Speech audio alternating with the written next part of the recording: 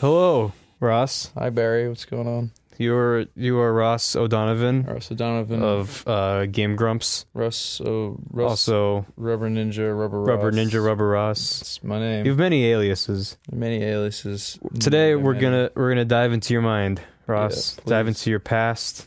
I'm gonna learn about you. About me? We're gonna learn about each other. Well, I'm gonna learn mostly about you. What do you want to know? Where were you born, Ross? Tell me back. I was born in Adelaide Hospital in Perth, Western Australia. What was the year?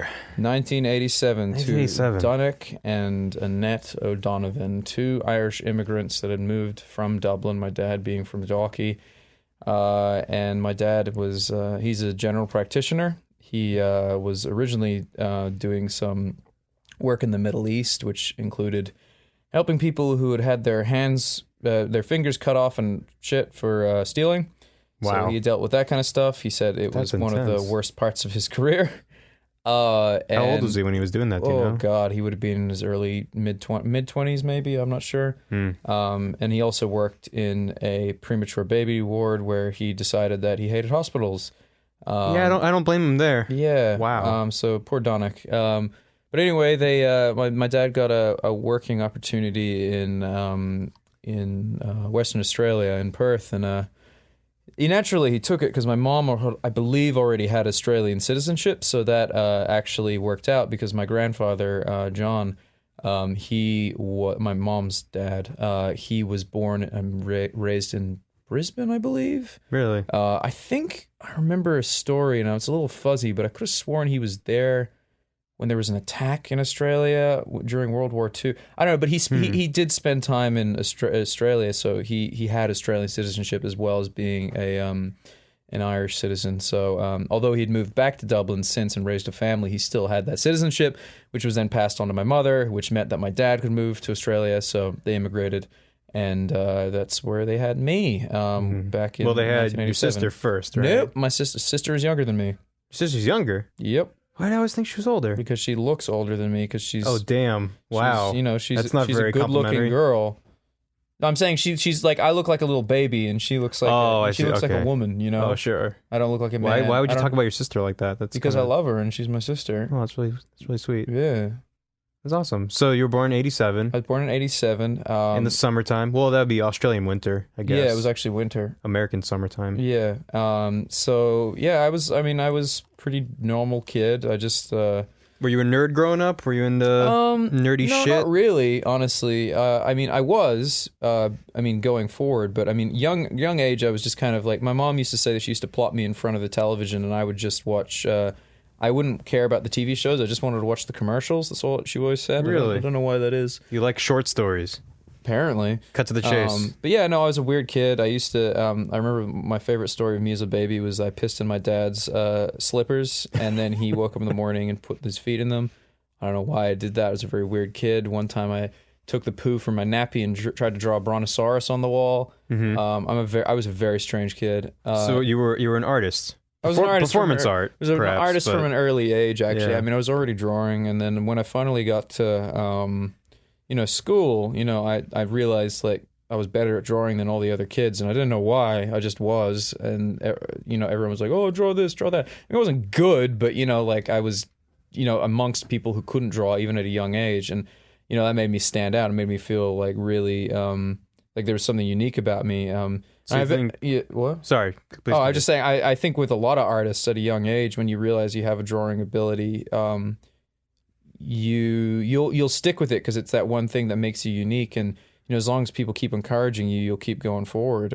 So for me, I think art was just this thing that I really got into really early on, and I just never stopped. And I think that's what comes with like a lot of artists, I guess. Sorry, you're going to say something? No, so you think from an early age you had kind of an innate talent for drawing and for art. So it just kind of came naturally early on, and then you honed your skills over time? I don't know if I'd say talent. There's a lot of people I've gotten arguments about this. I don't think it was just talent. I think it was just an interest, a passion, because I love cartoons, I love comics. So I was like, as a young kid, I was like, well, I want to do that kind of stuff. So I drew and drew and drew.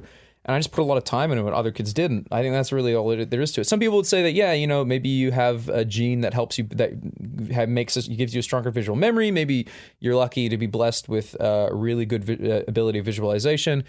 Who knows? Talent versus, hard work. I don't know if there's been serious scientific study on it, but yeah, I don't know. I just did a lot of drawing, and I wasn't good I wasn't exceptional. There was a kid in my class who was my best friend growing up, Justin, and Justin was amazing at it. He was better than me, even in primary school or elementary school here. But yeah, no, I mean, my years at school growing up were a little weird because I wasn't an academic kid. I had very little interest in schooling, and I mean, if you talk to me about education, that's a whole other barrel of fish, I guess, because I personally don't think the educational system is all kinds of fucked because, you know, I was a visual learner and I didn't realize that until I was much older. Trying to just feed me information, I didn't do very well. So in school, I wasn't incredibly academic. Are you saying you did not get good grades? I didn't get bad grades. I just, like, early on, my parents were like, there's something wrong with this kid. Right. And, you know, I was diagnosed with attention deficit disorder, which I believe is now no longer a thing, but rather it's a branch of ADHD. So I don't know what the current science or psychology, whatever, regardless. So I was put on medication from I'd say about grade 4, I was put on medication. Young. Pretty young, yeah. And I don't really think it helped my education. It just made me more quiet. It turned me from being the class clown into this just zombie kid. The best representation of it that I've seen in pop culture is, have you ever seen The Unbreakable Kimmy Schmidt? A couple episodes, yeah. There's this great episode where they touch on ADD medicine, and they have a medicine called discipline, and the kid that has it, literally, that's exactly how I felt. I just was like, hello, mother. Like, just completely zoned out. Like, I would stare at blades of grass. It didn't help my education at all, but it was like Adderall, I think it was on, and I had a really bad reaction to it. I didn't know I had a bad reaction to it, so all through school, I was a bit of a zombie. I don't really remember much about my schooling years. But you were still creative during this time. Yeah, right? I mean, I was still creative whenever I got out of the classroom situation. I'd make my own comics. I had a comic book series I drew with my friend Justin in grade 6 or 5, I can't remember. Nice. And we'd fold A4 sheets of paper, and then we'd draw this comic on it about some cartoon animals that had a superhero organization, and they would fight crime, and it was really rude, and there was swearing in it, and we kind of kept it to ourselves, and we had readers. We would pass the comics around at lunch, and people would read them and return them to us. So I still have them somewhere, but yeah, that's awesome. These are just comics I made with my buddy Justin, who I'm still friends with to this day. He lives in Seoul now, I believe, or he's kind of moving between that. But lovely guy. Coming to the end of high school, I realized that I didn't want to keep taking the attention deficit disorder medicine, the Adderall, because it was making it really hard to socialize with kids in school when I was in an environment where I was supposed to be a kid. So a lot of people would always remark like, oh yeah, you're so fun outside of school. I don't know why you're such a zombie in school. I'm like, it's because of this medicine. So when I finally realized that, I was like, Mom, Dad, I don't want to take this shit anymore. So I stopped taking it. So how many years were you on? I guess either grade 3 to grade 7, so quite a while. Okay. But what happened was the the reaction I had to coming off the medicine is I developed a twitch. I had the neck twitch for about a year and a half. And the problem was that I went off this medicine because I was like, well, clearly I want to be able to, socialize, and I'm going in a high school environment now. I need to be able to like be myself. Right. But coming off the medicine, like completely cold turkey, gave me a twitch. So for the first year of high school, when that really defines your whole high school time, all these kids are like, what the fuck's wrong with this kid? He's got a neck twitch. So I was just like always like really, I gave me anxiety and made me feel really bad. I mean, I was still friends with like some of my friends, but like some initially people were kind of like, he's a weird kid. Sure. But like I know now what it was. I was having withdrawal symptoms from this drug that I was put on for like close to a decade. So that, high school was pretty rough. I didn't have a good time in high school, I'd say I was, still in my spare time, I kind of kept to myself. I was just like, I'm going to do animation. I'm going to do this. And, well, that's the other thing. In grade 8, I discovered, actually, a little earlier, I discovered Newgrounds, and that was a big thing for me. I was gonna ask, when did that happen? Yeah. So Newgrounds I first saw in, 1990... Let's say 1998, maybe 1997. It was around that far? Oh yeah, I was around 1996 and maybe 1995. I don't think I discovered it till like 2002. It was just like the assassin things back then, the stuff that Tom Fulp did, and a bunch of other people. But eventually it opened up to user submission, and that got me really interested. But I didn't know how to animate, so I took a lot of interest in trying to learn animation programs. My school had a program called Corel Rave, which I've said this many times, they thought this was the industry standard, which it is not. It's now a defunct program. It's the Corel Painter people. And I tried doing some animation in that, but eventually I got a work experience placement, and they were like, do you know Flash? And I was like, no. And they're like, well, you should learn Flash. So my mom enrolled me in a Canning College short course they have. It was just learning Flash fundamentals, like real basic stuff. So I took that for, I think it was a 10-hour course, and I just learned the basics of Flash, and I was like, oh, hey, this is pretty good. I think you can learn a fair amount in 10 hours. Yeah. So I being a little sponge, I was really young at the time. I would have been about 13, 14 when I did it. I think it was 13 at the time. I was 13. So I did this, and then I was like, oh, I can figure this out. I think I understand how they're doing all this Newgrounds stuff now. So I just stuck with it for a really long time. And that really defined me as a what I wanted to do, because I finally learned, like, oh, this is really cool. Now I can draw, and now I can make things move. I'm gonna keep going with this. And I think it was difficult for my dad, because he really wanted me to be a musician as well, because my dad's a guitarist. Which is so weird. Your dad's a musician and a doctor, and he wanted you to be a musician.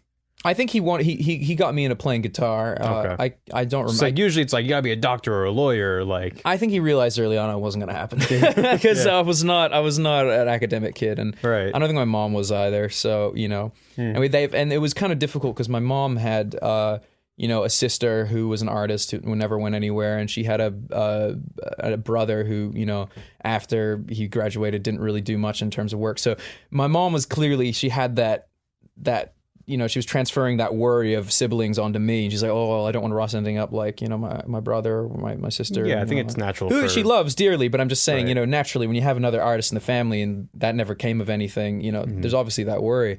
I think every parent tries to impart what they've learned onto their kids. Exactly. I know. And even if it's not detrimental, or, it's got to damage the kid. I mean, they meant well. They meant well. Exactly. But anyway, so I discovered this website, Newgrounds, and I was really, really into it.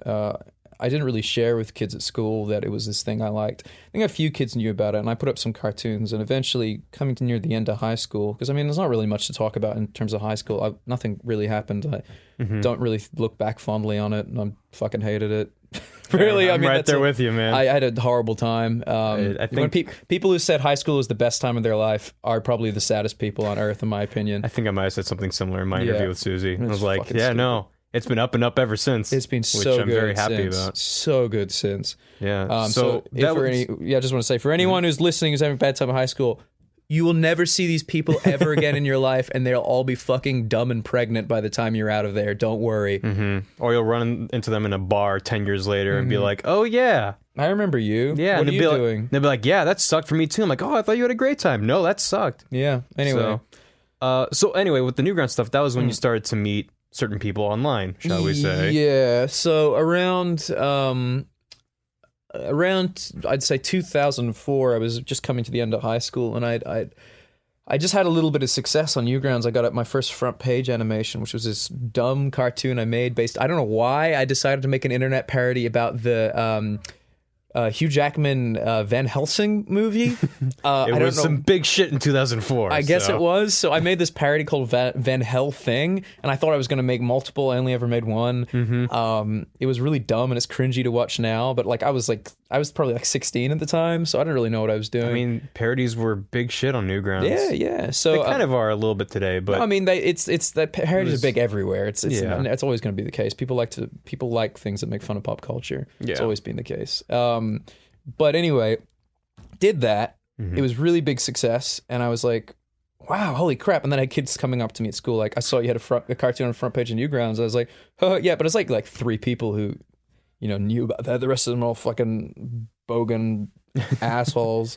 Well, how did that feel to have your classmates be like, you had the success on the internet and you know, I mean, I had some friends, like, I'm doing air quotes, friends who were like jealous of it, and they're like, some guy from school came up to warn me, and he was just like, I just want you to know that, like, Ryan and all the other guys, they're gonna all downvote your cartoon at the same time. They're gonna blame you? No, they can't blame it once it's been submitted. Oh, okay. They're like, they're all gonna like, they're gonna plan to, like, you know, post like a bunch of shit. Like I had an internet forum. I was like successful, and I had I made a website for myself, and I had an internet forum, Flash community that I tried to start, and I had like kids from school like trying to post in it and like ruin the forum and stuff. Anyway, so. Yeah, like then I heard that they were trying to all download this cartoon that had like 300,000 views. I'm like, yeah, that's gonna be a drop in the bucket, boys. Like, yeah. So you a lot of jealousy. So you had haters early on and learned how to deal with the haters early on. I just didn't care. Yeah, well, that's the way to deal with haters. Yeah, haters I've never cared, and I don't give a fuck. So you know, then I left high school. I mean, I'm not saying I was bullied the whole way through high school. I had good friends, and I'm still good friends with them now. Sure. I just meant that, like, you know, I wasn't a popular kid. I wasn't like a fucking, like, I wasn't like a loser kid. I was just kind of like the kid that didn't exist and was kind of in the middle. Yeah, just kind of lived my life in obscurity, right? Basically, and didn't want to draw attention to myself really. So it was kind of weird being a kid that grew up like that and then finally putting myself out there on the internet. Sure. But yeah, the success was great. And then right after that, you know, around this time, I started talking to Aaron on Newgrounds, and you know, Aaron, I'm gonna just be honest. Aaron's a bit of a fucking asshole when I first met him. I was kind of like, this guy's a bit of an egotistical knob. Wow. Yeah, he knows. I've told him this. Yeah, like, I mean, he's been very.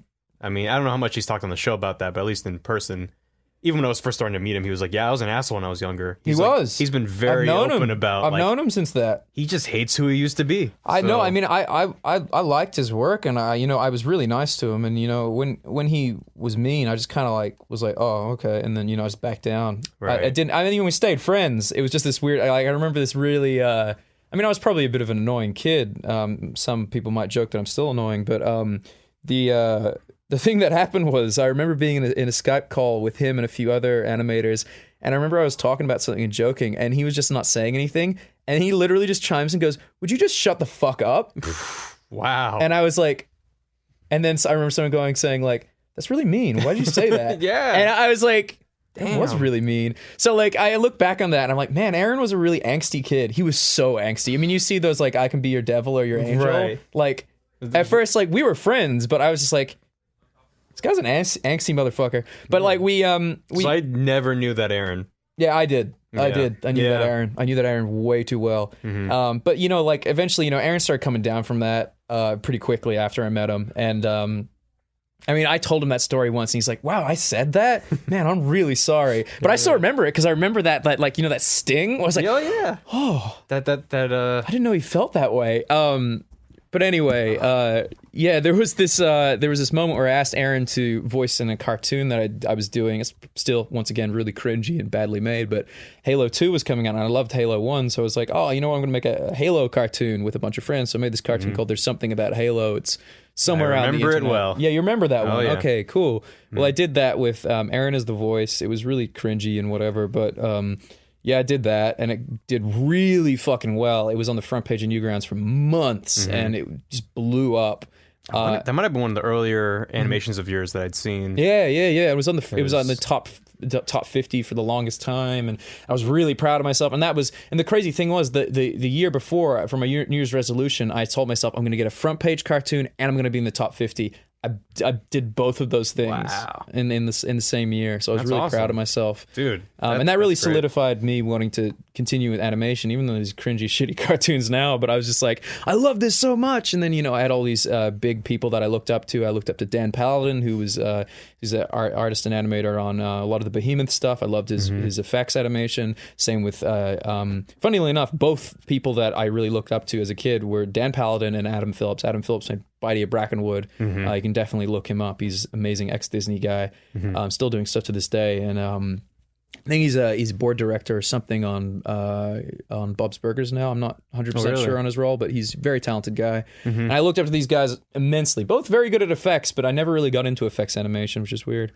But yeah, so very much got into Newgrounds, and that's when I met Aaron. And eventually, yes, we did become good friends. Like I know, I'm just saying, my initial impressions of Aaron was I thought this guy was a bit of a dickhead. Also, as a weird tangent, real quick, I think one of my early introductions to you on Newgrounds was your character Rubber Ninja, his cameo in the Super Flash Bros. Yes, stuff. I was in the Super Flash Brothers stuff. That's right. I remember seeing that and seeing this weird spiky ninja dude and be like, "What the heck is that?" Yeah, that was just because I used to want to be anonymous online, so I just had this like little persona thing that I would put in cartoons that represented me because I didn't want to be public. Sure. Which is very weird now that I'm on Game Grumps. Which was the case for a long time. I didn't really want people knowing what I looked like. And that's funny you bring that up because a lot of people will occasionally say to me like, PC World always stamping down prices, which is a reference to their Christmas one, and there's like a hidden Easter egg in that one where I did a bunch of April Fool's like Easter blooper eggs? thing, real things, whatever. Yeah. Oh yeah, they used to do all the blooper reel stuff. And it was recorded on a shitty microphone, whatever. But yeah, Newgrounds. I did that basically after I finished school. Everything was Newgrounds. I put all my time into Newgrounds, making Newgrounds cartoons. And you were still living in Perth. I was still living with my mom and dad. I was just doing that, trying to make money doing that. Newgrounds wasn't something that we made money out of. It was just a passion thing. But, that's the issue with the animation scene right now. It's like a lot of these people, they don't live with their parents anymore. They can't just rely on mom and dad looking after them while they make cartoons. Right. That's not the case anymore. We have taxes and houses and mortgages. Right. Well, you did some other work while you were in Perth. I did. Animation. I did. I taught. Well, that's not totally true. I worked at Hungry Jack's during high school, which is Burger King here. But I did. What did I do? I worked at a place called Film Bites, which was a youth film school that teaches homeschool kids, trains high school teachers how to use certain software packages, which is a lot of what I did. And I also taught kids Flash, basically, and animation stuff, which was great. I loved that. And I did it for about 4 or 5 years. I think it might have been 4. Oh, wow. And but here's the thing, every time I had a break, I would, because they'd have school break during our winter, I would go to America to do like Anime Expo and Comic Con and all that. And that's when I finally met Aaron in person. And prior to that, me and Aaron had been working on tons of projects together. We did Gamer Tonight, we did the early Gameoverse, which I did, I don't even know what year that would have been. So mid 2000. Yeah. So we just did that. And, we just became really close friends. So when I finally went to America, like we hung out and we immediately clicked. We're just like good mates immediately. It was really fun.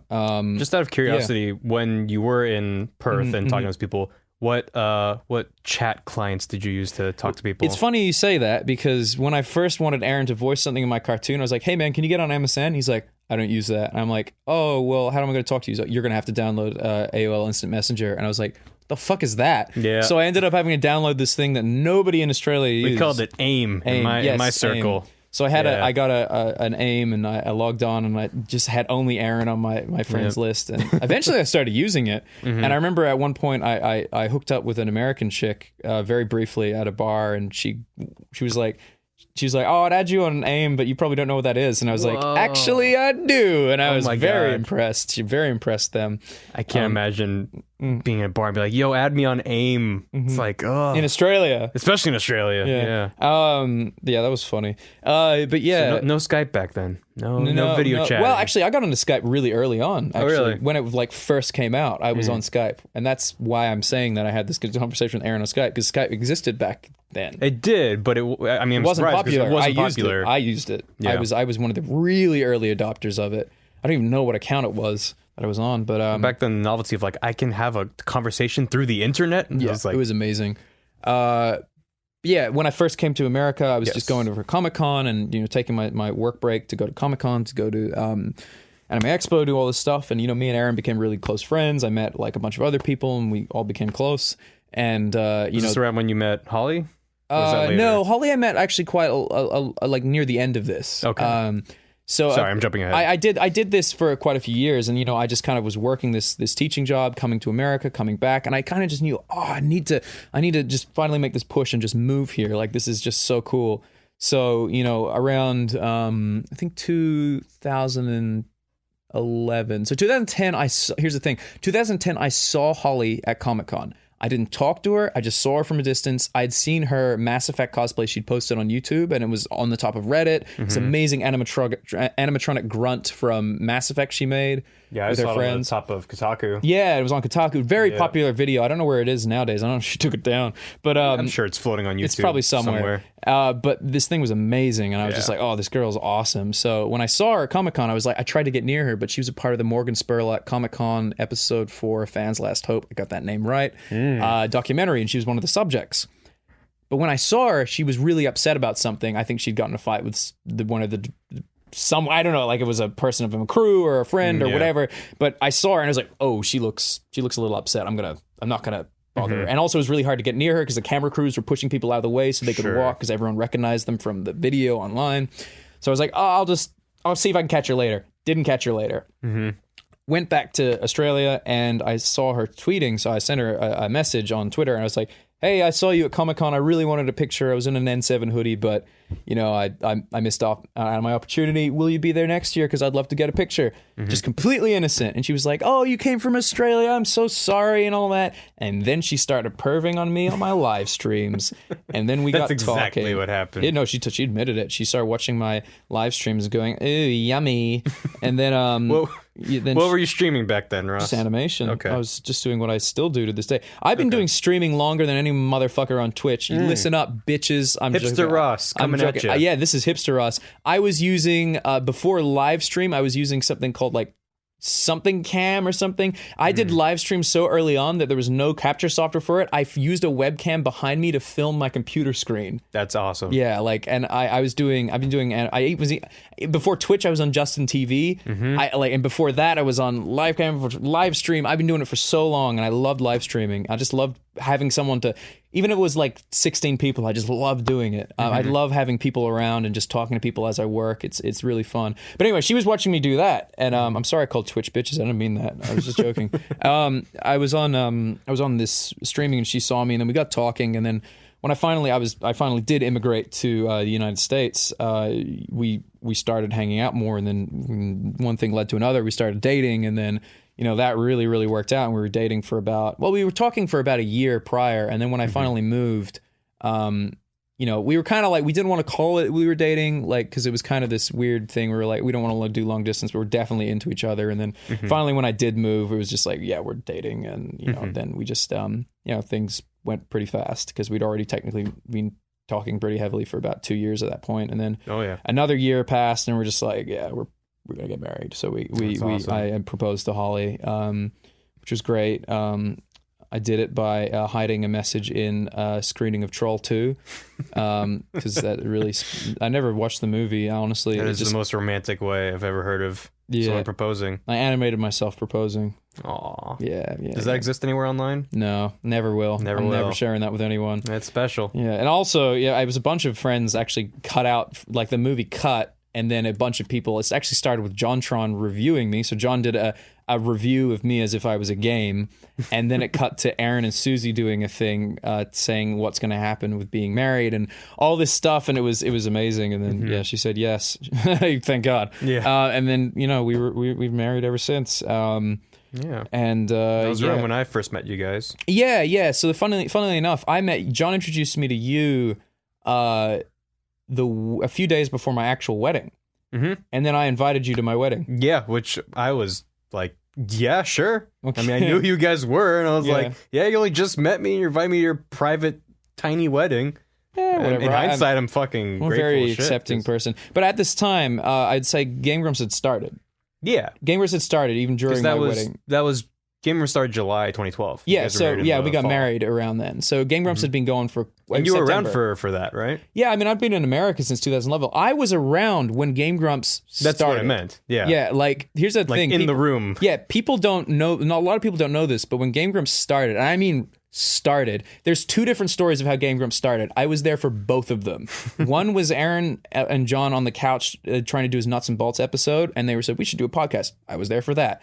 The second one was they got in the argument about Wolf being a clone of Fox in Smash Bros. Yeah, and it was me, Zan, Aaron, and John. All I think Zan was sitting on Aaron's computer chair, but they got in this fight, and we just sat there. And I think I was on Aaron's side. I didn't side with John on that. because I think he's different. I don't remember whose side was what. I'm pretty sure my point was his hitboxes are different enough, and his movesets are similar, but I think it just depends on your definition of clone. But it depends, yeah, right? Like, oh my God, Ross, we should start a podcast. We should. We can call it Steam Train. And then basically, this went on, and the show started, and I wasn't a part of it initially, and I couldn't even legally work on it because my green card hadn't even gone through yet at this time.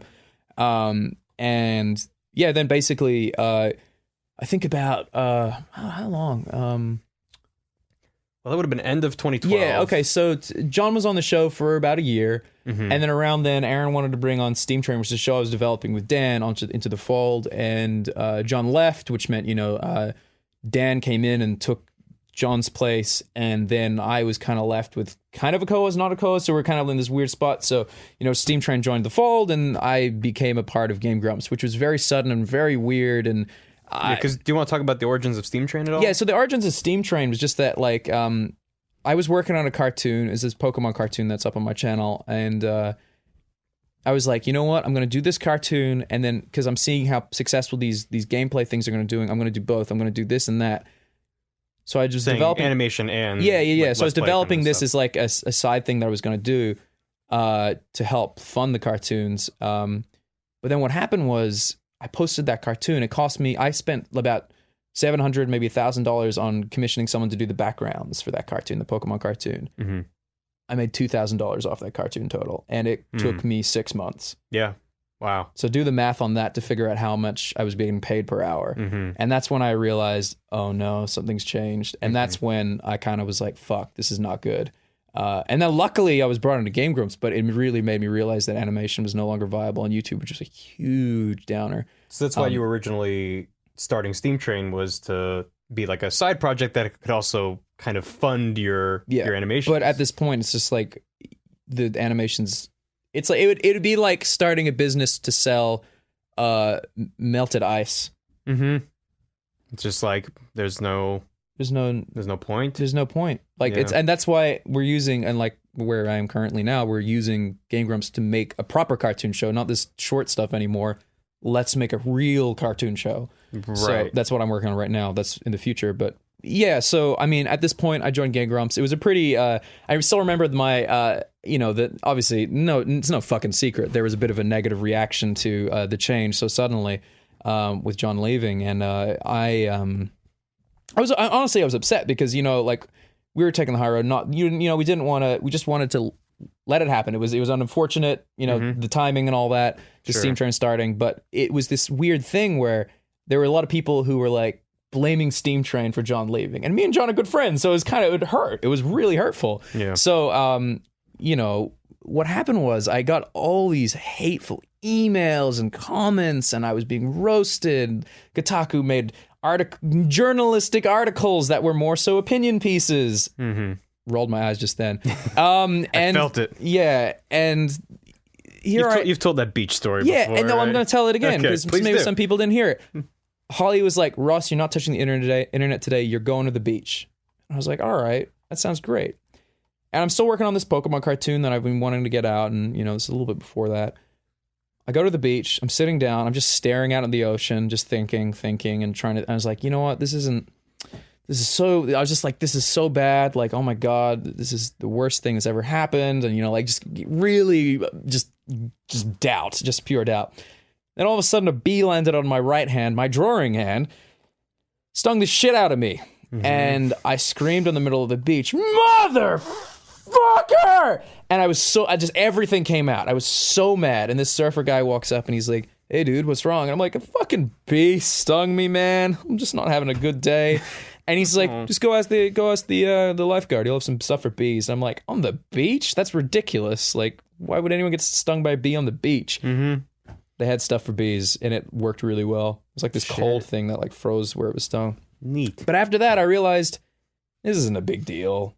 Who cares? Who gives a shit? I just got stung by a bee. That's way worse than whatever's going on here.